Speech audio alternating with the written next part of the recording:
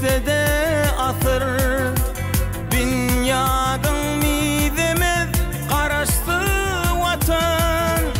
Arkalın devleti kemelmez asıl, dana arkadağlı qaraşdy watan. Qaraşdy diyarım dost yarlıdır, dağı düzüpe kuşup bağlıdır. Hak filamış kahraman arkadağlıdır, abrayı arşa kalan vatanım.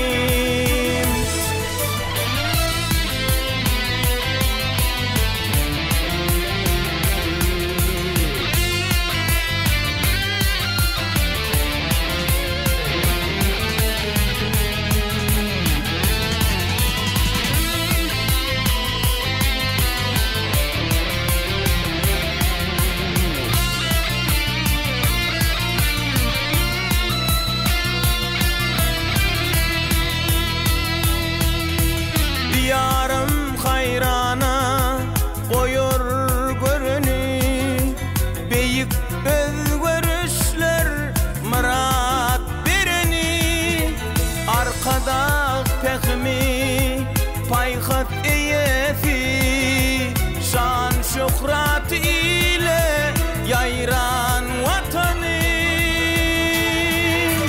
Qaraşdy diyarım dost yarlıdır, dağı düzüpe kuşup bağlıdır. Hak filamış kahraman serdarlıdır, abrayı arşa kalan vatanım.